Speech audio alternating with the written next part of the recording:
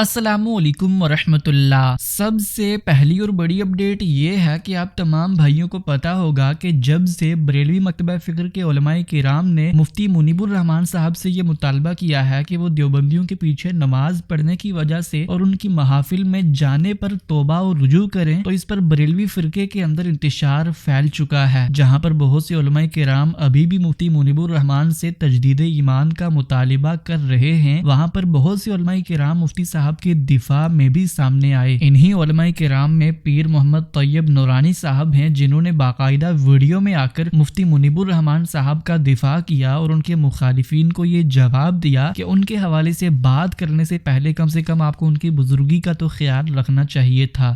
ठीक है, आप आलिम होंगे, आपकी खिदमत होंगी, लेकिन कुछ फर्क मरातिब का भी तो लिहाज रखें ना। उनके जो जुमले थे हज़रत मुफ्ती साहब के मुतालिक वो इतने शदीद मेरे दिल पे लगे, यानी उनका टांग पे टांग रख के बैठा हुआ है। इख्तिलाफ हो सकता है, इख्तिलाफ हक है, आप इख्तिलाफ करें, लेकिन इस तरह नहीं। ये आदाब इख्तिलाफ के खिलाफ है। एक शख्सियत वो है कि जिसने मुल्की सतह पे, नेशनल सतह पे काम करना है। एक शख्सियत वो है जिसने गली मोहल्ले की सतह पे काम करना है। गली मोहल्ले की सतह का आदमी अगर नेशनल सतह के आदमी की जात पे उंगलियां उठाने लग जाए और उसके फैसलों पे तनकीद करने लग जाए तो निजाम तबाह हो जाएगा। मैं कतन ये नहीं कहता कि कुतुब में क्या लिखा है, फतवाजात क्या है। मैं तो सिर्फ ये बात कर रहा हूं कि हर आदमी की अपनी जिम्मेदारियां होती हैं, कुछ फराइज होते हैं, कुछ मजबूरियां होती हैं। हमें खुशी होती है ऐसे नौजवानों को देख के कि मसलक का काम कर रहे हैं, दीन का काम कर रहे हैं। लेकिन जब ये सिर्फ अपने बुजुर्गों को ही कटहरे में खड़ा कर लेंगे और फिर लहजा इतना तौहीन आमेज होगा तो जाहिर है कि इनकी शख्सियत खुद मुतासिर हो जाएंगी, मुतनाज़िर हो जाएंगी। इस वजह से मैं अपने आले मोहब्बत से यह करना चाहता हूं कि ये फितनों का दौर है। इस माहौल में आप अपनी तवानाइयां इन इख्तिलाफात में सर्व करने की बजाय खिदमत दीन के मुस्बत कामों में सर्व करें। नेक्स्ट अपडेट ये है कि रिसेंटली जावेद अहमद गामदी साहब के स्टूडेंट हसन इलियास साहब के उस जुमले पर कि दीन पूरा का पूरा कुरान और सुन्नत में मुकम्मल हो चुका है, इस पर कुछ उलमाए किराम ने कुफ्र के फतवे लगाए और अभी हाल ही में इंजीनियर मोहम्मद अली मिर्जा साहब ने भी इस पर अपना रिस्पॉन्स रिकॉर्ड करवाया। मैं चाहूंगा कि पहले आप मेरे साथ उनकी एक वीडियो जरूर देखें।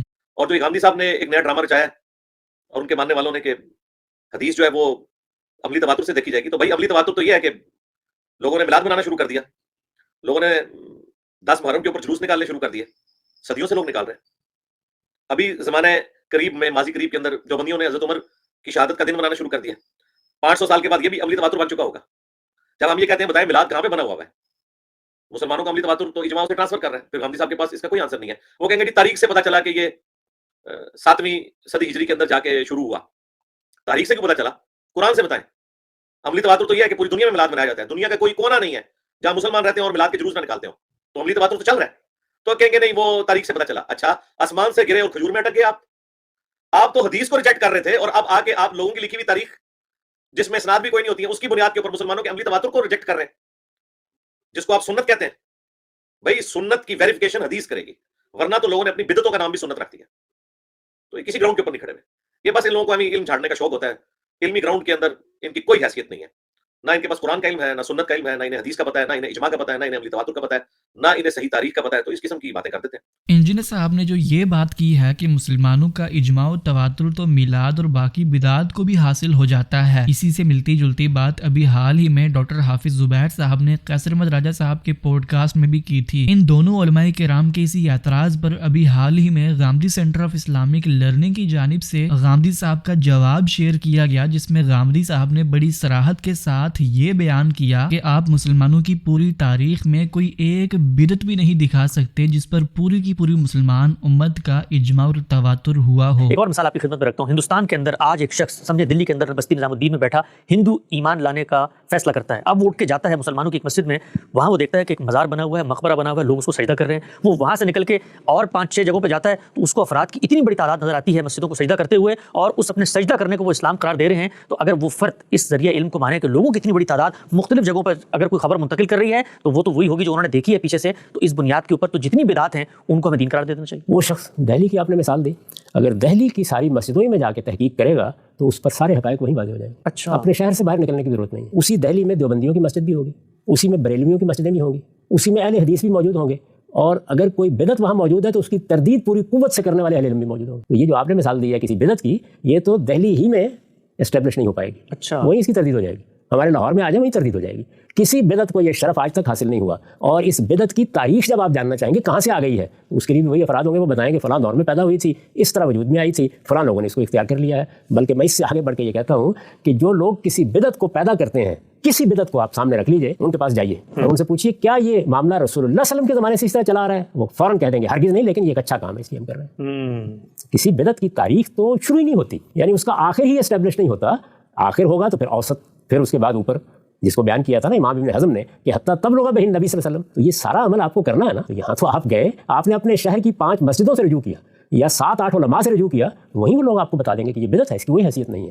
یعنی اگر ایک آپ کو تعلیم دے رہا ہوگا اس بدعت کی تو ایک اس کی تردید کر رہا ہوگا. تو اس میں اجماع کہاں سے واقع ہو جائے گا اور تواتر کہاں سے واقع ہو جائے گا؟ اس کی تو ابتدائی نہیں ہو سکتی. ذرا کسی بدعت کی ابتدائی شرط پوری کر کے مجھے دکھا دیجیے. ایسا بڑا اہم نقطہ آپ نے واضح کیا. نیکسٹ اپڈیٹ یہ ہے کہ کچھ دنوں پہلے ساحل ادیم صاحب سے ایک پوڈ کاسٹ کے دوران انجینئر صاحب کے حوالے سے سوال کیا گیا، تو اس کے جواب میں ساحل ادیم صاحب نے یہ فرمایا کہ جو کام انجینئر صاحب کر رہے ہیں وہ کام تو میں بھی نہیں کر سکتا، اور اگر کبھی ان کے ساتھ ملاقات ہوتی ہے تو وہ آگے بڑھ کر انجینئر صاحب کے ماتھے کا بوسہ لیں گے. اچھا مجھے بتائیں، آپ میں اور انجینئر محمد علی مرزا میں اختلاف کیا ہے سر؟ میں اس لیے کسی بھی بندے کے ساتھ میرا جو اختلاف ہے وہ فلسفے کا اختلاف ہے. میرا اختلاف نعوذ باللہ پرسنل ہے. میں تو ملے گا تو ماتھا چومیں گے انجینئر محمد علی مرزا کا. مرزا صاحب نے ایک پوڈ کاسٹ میں کہا کہ ساحل ادیم صاحب کے ملٹیپل فیسز ہیں، بہت سے چہرے ہیں اور وہ جھوٹ بولتے ہیں اور بڑے ڈرپوک انسان ہیں. یہ مرزا صاحب کو میں سن رہا تھا ایک پوڈ کاسٹ میں آپ کے بارے میں اس طرح کے خیالات ہیں، تو میں نے کہا شاید لگتا ہے کہ یہ محبت پرانی ہے. مرزا صاحب میرے خلاف کوئی بات کرتے ہیں تو ان کا میسج نہ حق نہیں ہو جاتا. وہ جو ساحل ادیم کو حق میں ماننا کوئی دلیل تھوڑی ہے کہ ان کا کام درست ہے. ساحل ادیم کے خلاف کوئی بات کر دینے سے یا ان کے حق میں بات کر دینے سے اس بندے کی میسیجنگ کے اوپر کوئی فرق نہیں آتا. یہ کوئی اصول نہیں ہے کہ جو ساحل کو صحیح مانے گا تو وہ بندہ ٹھیک ہے. تو اگر انہوں نے کوئی بات کر دیا کہ میں کوئی جو بھی آپ نے 3 الزامات بتائے ہیں اس سے ان کی جو صحیح کام ہے ان کے اوپر کوئی ڈنٹ نہیں ہونا چاہیے. نیکسٹ اپڈیٹ یہ ہے کہ اہل حدیث عالم علامہ ہشام الہی ظہیر صاحب نے حسن الیاس صاحب کے اس جملے کو کفریہ ڈکلیئر کیا جو حسن الیاس صاحب نے یہ فرمایا تھا کہ حدیث دین کا ماخذ نہیں ہے. کتنا تلخ جملہ ہے، اللہ کی قسم کفریہ جملہ، کفریہ.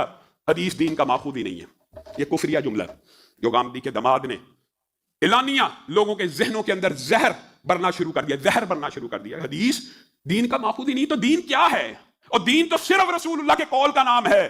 حدیث دین کا ماخوذ نہیں ہے. یہ ردی، یہ باطل، یہ گندی، یہ سوچ فکر اتنی گندی ہے کہ بقی بن مخلد سبحان اللہ کیسے کیسے محدث گزرے ہیں. اللہ کی قسم پیدل اندلس سے بغداد پیدل آئے. کس لیے کہ بغداد میں امام احمد ابن حنبل رہتے ہیں، میں ان سے رسول اللہ صلی اللہ علیہ وسلم کی حدیث سنا کروں گا اور میری زندگی بدل جائے گی. جب بغداد پہنچے امام احمد ابن حنبل قید ہو چکے تھے، رونا شروع ہو گئے. کیا کروں؟ بکاری کا لباس پہنا، جیل کے سامنے پتہ لگا صرف بکاری گزرتے ہیں، اس کے علاوہ کوئی نہیں جا سکتا. شیئن للہ، اللہ کے نام پہ کوئی شے دے دو. شیئن للہ کشکول اٹھایا، جیل کے پاس سے گزرے. امام احمد ابن حنبل سے کہا اندلس سے آیا ہوں، اسپین سے چند حدیثیں پڑھنا چاہتا تھا، آپ قید ہیں، کیا کیا جائے؟ کہا اب تو میں قید ہوں، مکلف نہیں ہوا، میں تو نہیں پڑھا سکتا. کہا میں ہر روز فقیر بن کے آؤں گا، اسی لباس کو اور اسی کشکول کو اٹھا کے لاؤں گا. آپ رسول اللہ کی ایک حدیث بیان کر دیجیے، میں وہ یاد کر لیا کروں گا. اندلس سے چلا بقی بن مخلد اور حدیث پڑھ کے جب واپس گیا، لوگوں نے کہا کیا پڑھ کے آئے ہو؟ کہا ایک ایسا علم لے کے آئے ہوں جس کے انکار کرنے والے کافر اور مرتد تو ہو سکتے ہیں، مسلمان نہیں ہو سکتے. حدیث کا انکار کر دیا.